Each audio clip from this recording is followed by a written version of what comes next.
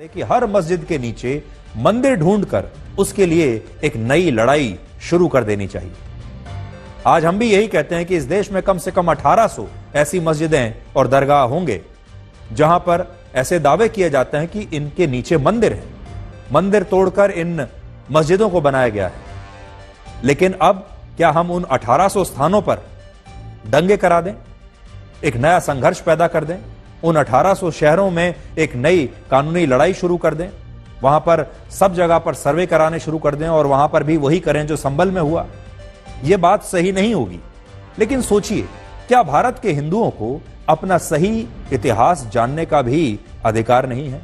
क्या उन्हें यह नहीं पता होना चाहिए कि अजमेर शरीफ की दरगाह का निर्माण किसी हिंदू मंदिर को तोड़कर हुआ था या नहीं? जैसे किसी भी बच्चे को यह अधिकार होना चाहिए कि उसे पता हो कि उसके माता पिता कौन है, उसके वंशज कौन है।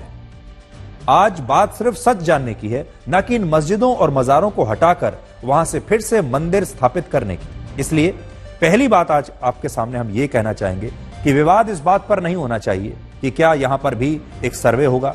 मान लीजिए सर्वे भी होता है तो सर्वे आपको सिर्फ यह बताएगा कि आज से सैकड़ों वर्ष पहले जब यह दरगाह बनी थी तब यहां क्या हुआ था और क्या यहां पर एक मंदिर था या नहीं, यह एएसआई के सर्वे से पता चलेगा। लेकिन उस सर्वे का मतलब यह नहीं है कि यहां से दरगाह को हटा दिया जाए, यहां पर एक नई लड़ाई शुरू कर दी जाए, यहां इस दरगाह को हटाकर मंदिर बना दिया जाए। ऐसा बिल्कुल नहीं होना चाहिए। बात सिर्फ इतनी है कि इस देश को कम से कम यह जानने का अधिकार तो होना ही चाहिए। और आपको याद होगा, आरएसएस के प्रमुख मोहन भागवत ने भी कुछ समय पहले यह कहा था कि हर मस्जिद के नीचे मंदिर ढूंढना सही नहीं है। हर मस्जिद में शिवलिंग क्यों देखना?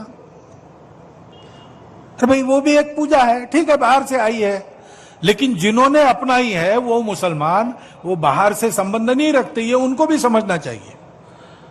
यद्यपि पूजा उनकी उधर की है, उसमें वो रहना चाहते तो अच्छी बात है, हमारे यहां किसी पूजा का विरोध नहीं, परंतु पूजा वहां की होने के बाद भी वंशज वो हमारे प्राचीन सनातन काल से चलते आए ऋषि मुनि राजा क्षत्रियों के पूर्वज है।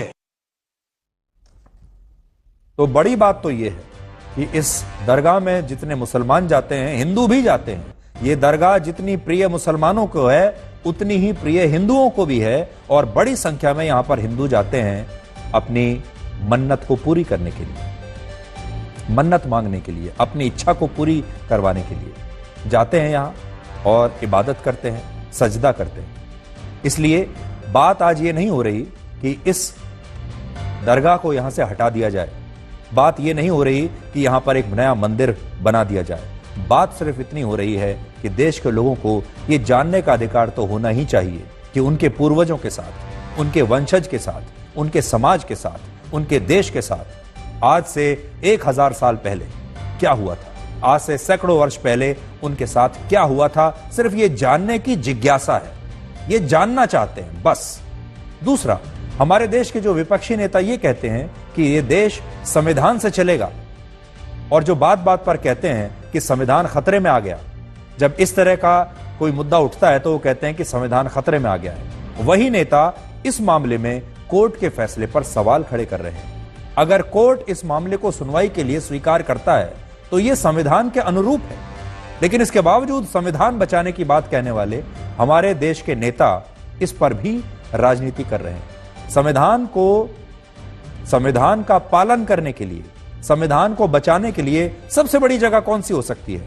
वो है हमारे देश की अदालतें, जो संविधान से चलती हैं, हमारे देश के कानून से चलती हैं, जो संविधान की रक्षा करती हैं, जो ये सुनिश्चित करती हैं कि देश में कोई भी काम अगर होगा तो संविधान के हिसाब से होगा। चाहे वो सरकार काम कर रही हो, पुलिस कोई काम कर रही हो, प्रशासन कर रहा हो या फिर कोई आम नागरिक कर रहा हो, सबको संविधान के हिसाब से चलना होगा। ये हमारे देश की अदालतें सुनिश्चित करती हैं। और सोचिए, अब हमारे देश के नेता अदालतों को और उनके जजों को ही कटघरे में खड़ा कर रहे हैं।